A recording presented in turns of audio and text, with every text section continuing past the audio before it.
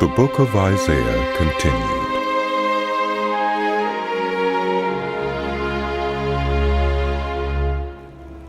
A shoot will come up from the stump of Jesse.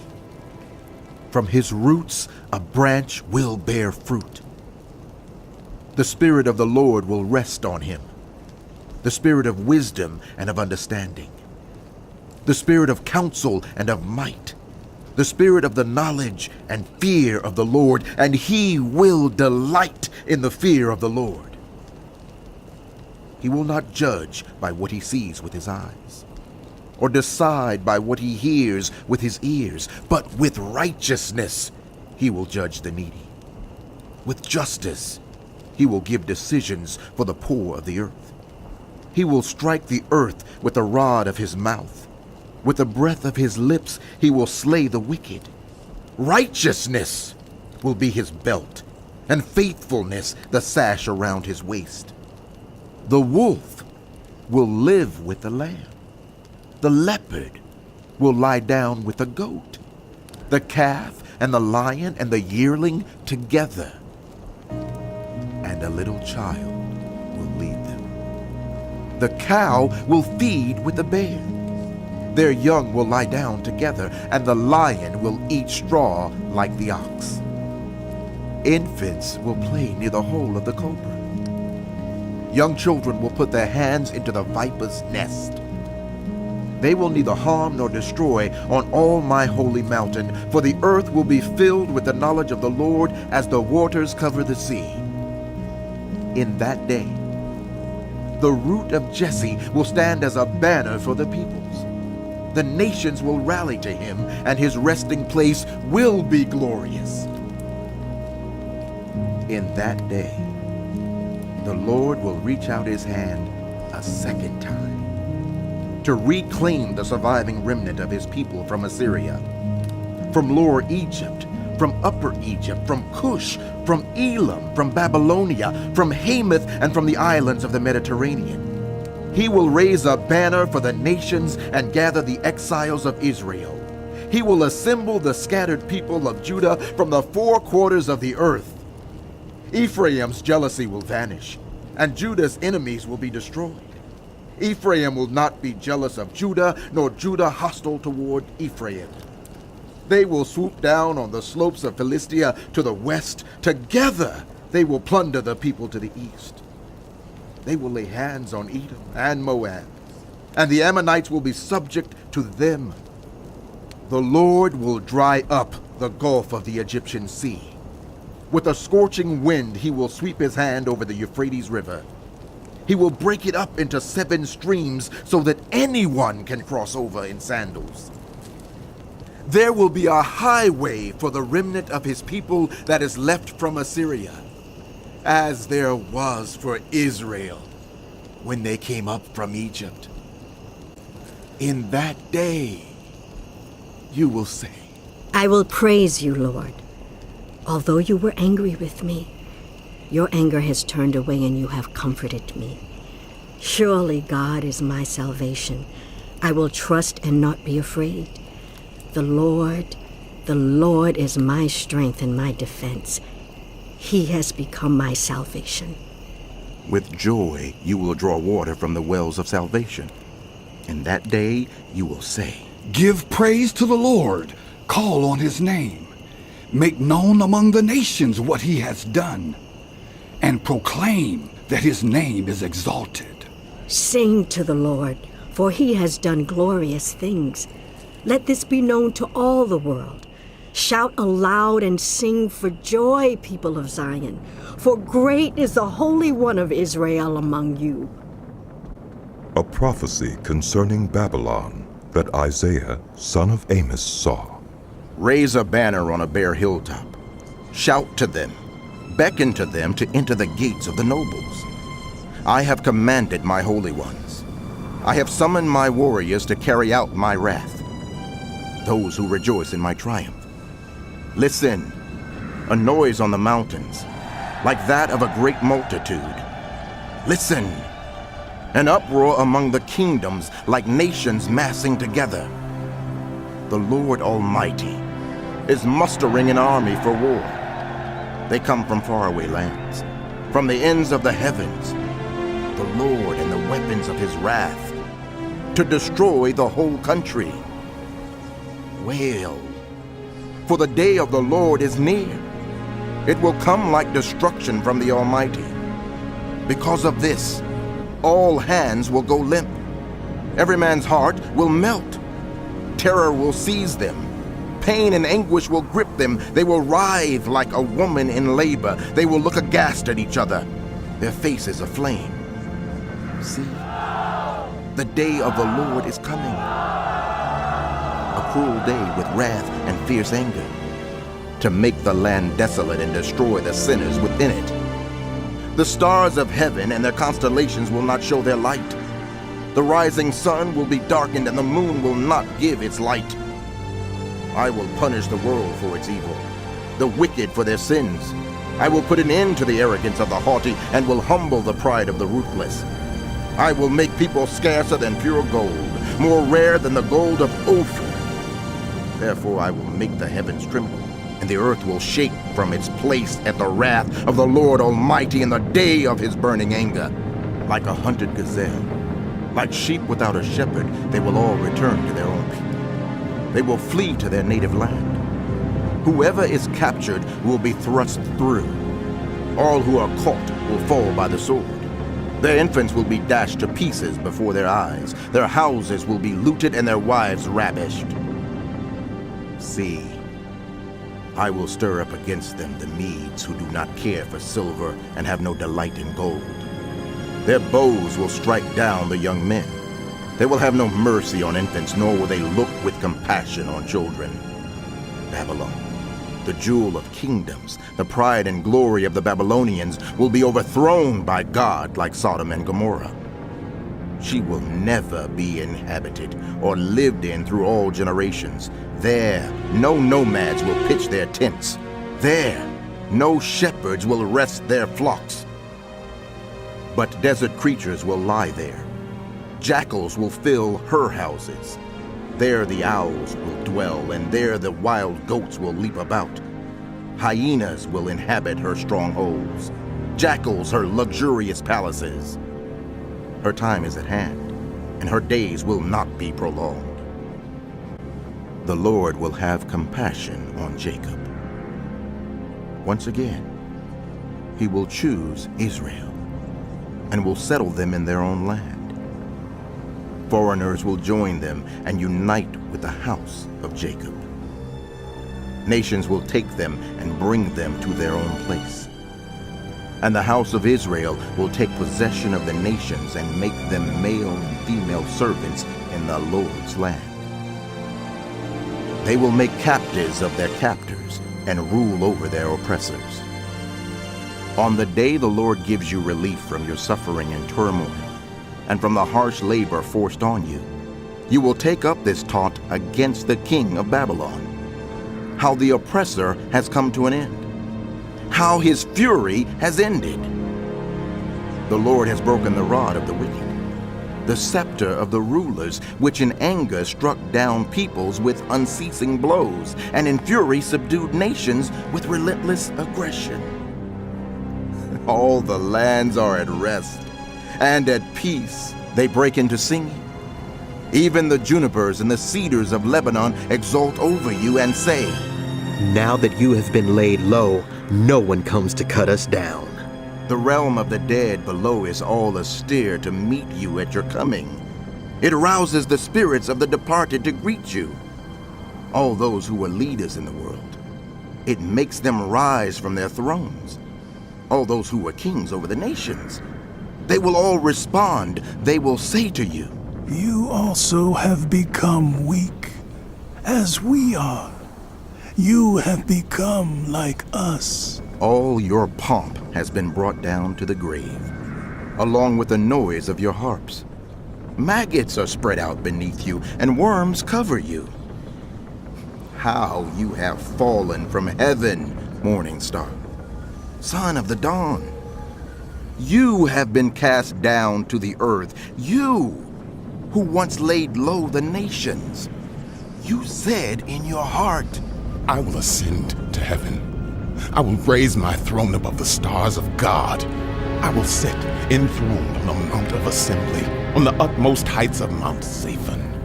I will ascend above the tops of the clouds. I will make myself like the Most High. But you are brought down to the realm of the dead, to the depths of the pit. Those who see you stare at you. They ponder your fate.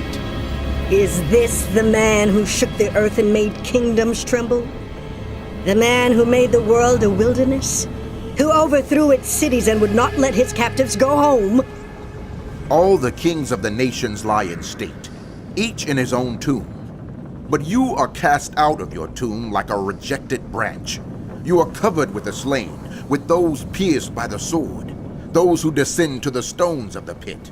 Like a corpse trampled underfoot, you will not join them in burial, for you have destroyed your land and killed your people. Let the offspring of the wicked never be mentioned again. Prepare a place to slaughter his children for the sins of their ancestors. They are not to rise to inherit the land and cover the earth with their cities. I will rise up against them, declares the Lord Almighty. I will wipe out Babylon's name and survivors, her offspring and descendants, declares the Lord. I will turn her into a place for owls and into swampland. I will sweep her with the broom of destruction, declares the Lord Almighty. The Lord Almighty has sworn. Surely, as I have planned, so it will be, and as I have purposed, so it will happen. I will crush the Assyrian in my land. On my mountains I will trample him down. His yoke will be taken from my people, and his burden removed from their shoulders. This is the plan determined for the whole world. This is the hand stretched out over all nations. For the Lord Almighty has purposed, and who can thwart him? His hand is stretched out, and who can turn it back? This prophecy came in the year King Ahaz died. Do not rejoice, all you Philistines, that the rod that struck you is broken. From the root of that snake will spring up a viper. Its fruit will be a darting venomous serpent. The poorest of the poor will find pasture, and the needy will lie down in safety. But your root I will destroy by famine. It will slay your survivors. Wail, you gate. Howl, you city. Melt away, all you Philistines. A cloud of smoke comes from the north, and there is not a straggler in its ranks. What answer shall be given to the envoys of that nation? The Lord has established Zion, and in her his afflicted people will find refuge. A prophecy concerning Moab. Ar in Moab is ruined, destroyed in a night. Kir in Moab is ruined, destroyed in a night. Dibon goes up to its temple, to its high places to weep. Moab wails over Nebo and Medeba. Every head is shaved, and every beard cut off. In the streets they wear sackcloth. On the roofs and in the public squares they all wail, prostrate with weeping. Heshbon and Elealeh cry out. Their voices are heard all the way to Johaz. Therefore, the armed men of Moab cry out, and their hearts are faint. My heart cries out over Moab. Her fugitives flee as far as Zoar, as far as Eglath-Shelishiah. They go up the hill to Luhith, weeping as they go. On the road to Hornaim, they lament their destruction. The waters of Nimrim are dried up, and the grass is withered. The vegetation is gone, and nothing green is left. So the wealth they have acquired and stored up, they carry away over the ravine of the poplars. Their outcry echoes along the border of Moab. Their wailing reaches as far as Eglaim, their lamentation as far as Beer Elam. The waters of Dimon are full of blood, but I will bring still more upon Dimon. A lion upon the fugitives of Moab and upon those who remain in the land. Send lambs as tribute to the ruler of the land from Selah, across the desert, to the mount of daughter Zion. Like fluttering birds pushed from the nest, so are the women of Moab at the fords of the Arnon. Make up your mind. Moab says. Render a decision. Make your shadow like night, at high noon. Hide the fugitives. Do not betray the refugees. Let the Moabite fugitives stay with you. Be their shelter from the destroyer. The oppressor will come to an end, and destruction will cease. The aggressor will vanish from the land. In love, a throne will be established. In faithfulness, a man will sit on it. One from the house of David. One who in judging seeks justice and speeds the cause of righteousness. We have heard of Moab's pride, her overweening pride and conceit, her pride and her insolence, but her boasts are empty. Therefore the Moabites wail. They wail together for Moab. Lament and grieve for the raisin cakes of Kir-Hareseth. The fields of Heshbon wither, the vines of Sibmah also. The rulers of the nations have trampled down the choicest vines, which once reached Jazur and spread toward the desert. Their shoots spread out and went as far as the sea. So I weep, as Jazur weeps, for the vines of Sibmah. Heshbon and Elealeh, I drench you with tears. The shouts of joy over your ripened fruit and over your harvest have been stilled. Joy and gladness are taken away from the orchards. No one sings or shouts in the vineyards. No one treads out wine at the presses, for I have put an end to the shouting. My heart laments for Moab like a harp, my inmost being for Kir-Hareseth. When Moab appears at her high place, she only wears herself out. When she goes to her shrine to pray, it is to no avail. This is the word the Lord has already spoken concerning Moab. But now the Lord says, Within 3 years, as a servant bound by contract would count them, Moab's splendor and all her many people will be despised, and her survivors will be very few and feeble. A prophecy concerning Damascus. See, Damascus will no longer be a city but will become a heap of ruins. The cities of Aroer will be deserted, and left the flocks which will lie down with no one to make them afraid. The fortified city will disappear from Ephraim, and royal power from Damascus. The remnant of Aram will be like the glory of the Israelites. declares the Lord Almighty. In that day the glory of Jacob will fade, the fat of his body will waste away. It will be as when reapers harvest the standing grain, gathering the grain in their arms, as when someone gleans heads of grain in the valley of Rephaim. Yet some gleanings will remain, as when an olive tree is beaten, leaving 2 or 3 olives on the topmost branches, 4 or 5 on the fruitful boughs, declares the Lord, the God of Israel.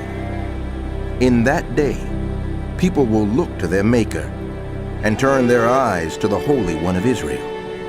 They will not look to the altars, the work of their hands, and they will have no regard for the Asherah poles and the incense altars their fingers have made.